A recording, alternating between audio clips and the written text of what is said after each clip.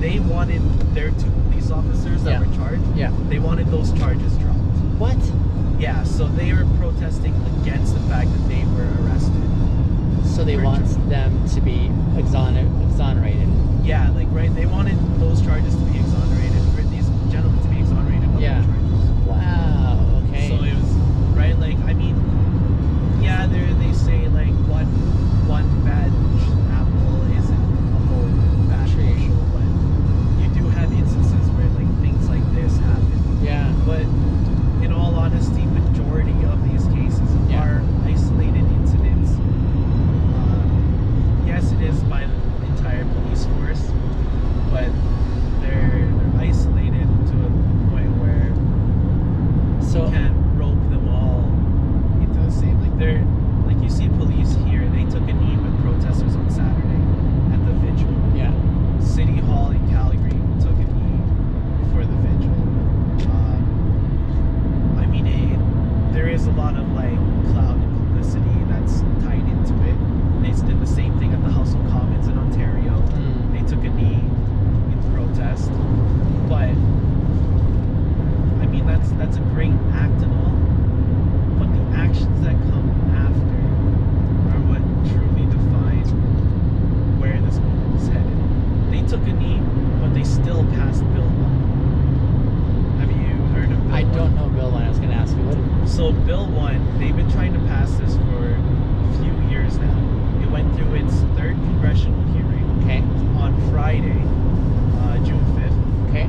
And what Bill 1 does, it's a Protection of Infrastructure Act. Okay. So what it prevents is the occupation and destruction of civil infrastructure. Okay. Which is directed towards pipelines, utility lines, highways,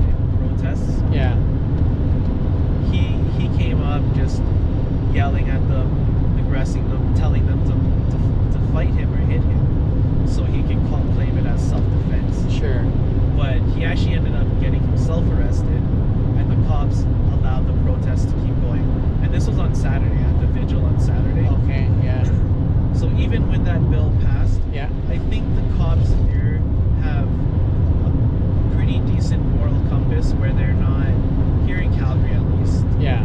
I haven't really heard of or seen anything too. From what I've seen, these ones here in Calgary have been the most peaceful ones that I've seen and organized. Yeah. So that's pretty stellar. Now, right? Like, you look at Edmonton, yeah. they were, so that same neck hold with the knee Yeah. they did on George Floyd that ended up killing him. Yeah. There's a video of a teenage black kid in Yeah. Edmonton Yeah. who had the same move pressed on him because he was holding his cell phone in his hand. Was that like was he taken down by two cops, a female and a male? He Okay. was taken down by two cops. Yeah, I saw that And they today. they were claiming him to be holding a deadly weapon or something Okay. like that. Okay. But he literally just had a cell phone in his hand. Uh-huh. It's kind of like who was that? Was that Trayvon Martin? Oh yeah, yeah, yeah. Right? Like he was yeah. walking home with a cell phone in his hand. Sure. They assumed it was a gun. Yeah. They shot him dead in the street. Right. So this kid, it was broad daylight. Yeah. They assumed he had a gun. Yeah. Took him down, and they pressed the back of his neck Yeah. in the exact same way that killed George Floyd. Yeah. And yeah, like that's not even that far from your 3-hour drive, right? But Question. come here to Calgary, and like it's a big contrast from what you're seeing in the States Elsewhere, versus what we get here. So I mean, yeah, like I'll probably never in my lifetime understand what these Americans are facing. Mm-hmm. Do you think this is a trend right now, or is it something more substantial? Because I mean, at the very heart of it, my question is this just a bunch of dust being raised that's going to settle again, or is this the one that tips us over to the next transition of now there's going to be real traction and change going forward? I really hope this is what gives us attraction to change, because this is exactly what, like, back in like 70s the Black Panthers were fighting for. In the 80s what the Moves movement was fighting for. But they never had the backing of pretty much the entire world. I think it's because of this it's kind of a gift and a curse, the oversaturation of information that we're getting with our like advanced technology. Okay. It's starting to bring to light to the younger generations what all of our older generations have been fighting for decades. And it's bringing more light into our lives, this middle generation, all the millennials now. So it's a bit of a curse to have all this advanced technology, but it's also a gift that it's starting to bring more information to more eyes, and it's actually, for the first time in history, all 50 states protested the Black Lives Matter movement. Right. It's the first time in history that entire nation has been united, other than for being forced into a world war. So Right. what do you think is going on in the minds of those who are of these perspectives that are being protested against, when they see the world in essence sort of rising up and saying, yeah, no? Yeah, what I'm hoping they're seeing is that, like, there is a systemic oppression that's conditioned and taught at a very early age. And I'm hoping that they understand that we need to change and stop this kind of this like systemic racism that is embedded into us. We're like, if you think of our social studies classes here, history lessons, we're taught here, even in Calgary. Yeah. I don't know if you went to school here or not. I went to school in BC. Okay, well, like even in most of Canada, right? Yeah. Like, when we learn the history of Canada, Yeah. we're taught that the Redskin natives, that the indigenous, that colonialism massacred, that they were a bunch of savages, that they were primitive. They didn't understand how like they were society would, like, society, as we're taught, should be. Sure. But I mean, that's what I took away from like my social studies classes in high school. Is that they were a very primitive race. They wouldn't take to like what we deem as civil acts. Yeah. But in reality, we came to their land. We introduced disease. We introduced addiction, and we introduced mass death. Right. We literally massacred these people to a point where we didn't even consider them people anymore, and we got tired of fighting them. And instead of letting them live peacefully at that point, we exploited them for labor. We stole their land. We sold their land back to them, and now we blame them for trying to live off of the government. And we've isolated them, especially here in Calgary. They're in one corner of the entire city, and they get just a Tsutsina Nation. I mean, yeah, they don't have much government authority there because it's run